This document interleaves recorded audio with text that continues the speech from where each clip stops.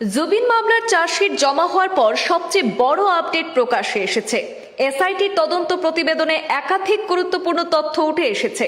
কিভাবে ঘটনাটি ঘটেছে এবং কোন প্রেক্ষাপটে পরিস্থিতি তৈরি হয়েছিল তা তদন্ত নথিতে উল্লেখ করা হয়েছে। আপনজনদের ভূমিকা নিয়েও তদন্তে নানা দিক সামনে এসেছে বলে চার্জশিটের সূত্রে জানা গেছে। চার্জশিট অনুযায়ী প্রত্যেক অভিযুক্তের বিরুদ্ধে ওঠা অভিযোগের খতিয়ান বিস্তারিতভাবে তুলে ধরা হয়েছে। এসআইটির তদন্ত প্রতিবেদনে উল্লেখ রয়েছে কোন অভিযুক্তের বিরুদ্ধে কী ধরনের অভিযোগের উপাদান পাওয়া গেছে, পরিকল্পিতভাবে পরিস্থিতি কিভাবে জটিল হয়ে ওঠে সেই দিকগুলিও তদন্তে ব্যাখ্যা করা হয়েছে। চার্জশিটে স্পষ্টভাবে উল্লেখ করা হয়েছে কোন অভিযুক্তের কী ভূমিকা ছিল এবং কে কোন পর্যায়ে যুক্ত ছিলেন। মামলার নেপথ্যে কার স্বার্থ কতটা জড়িত থাকতে পারে তাও তদন্তে উঠে এসেছে বলে জানা গেছে। আর্থিক লেনদেন সংক্রান্ত বিষয়টি এই মামলার অন্যতম গুরুত্বপূর্ণ দিক হিসাবে উল্লেখ করা হয়েছে তদন্ত প্রতিবেদনে। বিধায়ক অখিল গগৈর সোশ্যাল মিডিয়া পোস্টের সূত্রেই বিষয়টি আমাদের হস্তগত হয়েছে। জুবিন হত্যাকাণ্ড মামলার বর্তমানে সংশোধনাগারে থাকা অভিযুক্ত শ্যামকানু মহন্ত, সিদ্ধার্থ শর্মা, শেখরজ্যোতি গোস্বামী, অমৃত প্রভা মহন্ত, সন্দীপন গার্গ এবং পরেশ বৈশ্যের বিরুদ্ধে দাখিল করা এই তদন্ত প্রতিবেদনের মূল দিকগুলির উপর আমরা একবার নজর রাখব। ১ নম্বর অভিযুক্ত সিদ্ধার্থ শর্মার বিরুদ্ধে কি কি অভিযোগে প্রমাণ করেছে তদন্তকারী এসআইটি। তদন্তে উঠে এসেছে ভুক্তভোগীর নেশাগ্রস্ত অবস্থায় সমুদ্র তটে নিয়ে যাওয়ার পর শারীরিকভাবে দুর্বল এবং প্রায় অচেতন অবস্থায় পৌঁছালে তাকে সমুদ্রে সাঁতার কাটতে দেওয়া হয়। লাইফ জ্যাকেট ছাড়াই সমুদ্রে নামানোর অভিযোগ রয়েছে। চিকিৎসকের পরামর্শ উপেক্ষা করে সাঁতারে উৎসাহিত করার বিষয়টি চার্জশিটে উল্লেখ করা হয়েছে। ভুক্তভোগীর চিকিৎসক ডক্টর হিতেশ বড়ুয়ার দেওয়া আগুন ও জল এড়িয়ে চলার পরামর্শের বিরুদ্ধেই সমুদ্রে নিয়ে যাওয়া হয় বলে অভিযোগ। ওই সময় সিদ্ধার্থ শর্মা উপস্থিত ছিলেন বলেও তদন্তে উল্লেখ।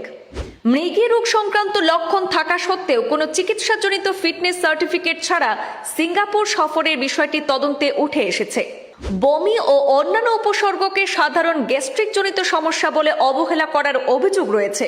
ভুক্তভোগীর অকাল অবসরের মাধ্যমে বড় অঙ্কের আর্থিক লাভের অভিযোগ তদন্তে উল্লেখ করা হয়েছে।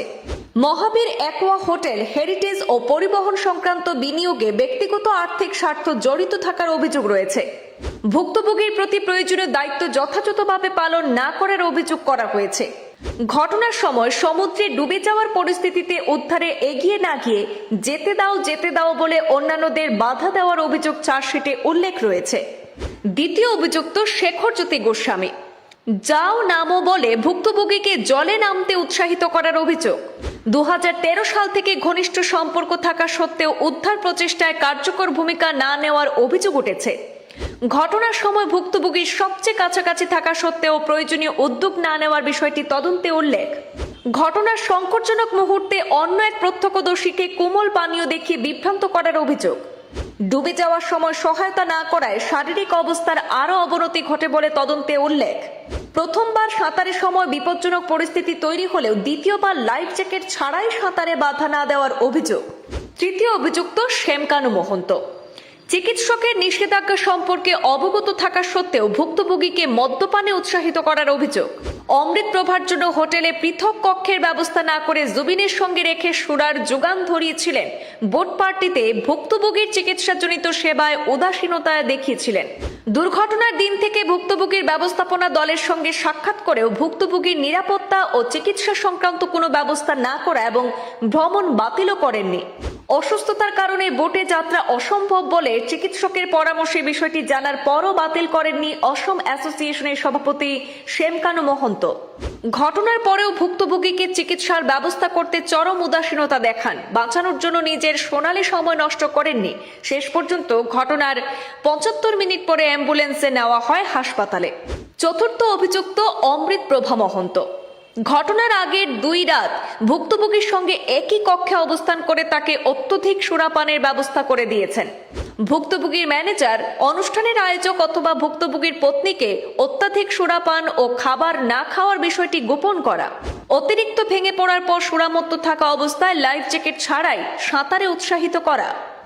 ভুক্তভোগী প্রায় ডুবে যাওয়ার সময়ও ভিডিও রেকর্ডিং করতে থাকা এবং বোটের ক্যাপ্টেন তার কাছাকাছি থাকার পরও উদ্ধারের ব্যবস্থা গ্রহণ না করা। ঘটনার পরে বোটে থাকা এনআরআই আর পার্টির আয়োজকদের ভুক্তভোগীর খাওয়া ওষুধের সমূহের বিষয়ে জানিয়েছে অমৃতপ্রভা মহন্ত। অন্য দুই অভিযুক্ত সন্দীপন গার্গ এবং পরেশ বৈশ্যের বিরুদ্ধে ভুক্তভোগীকে নিয়ে উদাসীনতার অভিযোগ উঠেছে। ভুক্তভোগীর নিরাপত্তা নিয়ে পরেশ বৈশ্য ছিলেন উদাসীন, খারাপ সময় বুঝেও কোনো তৎপরতা না দেখানোর অভিযোগ রয়েছে।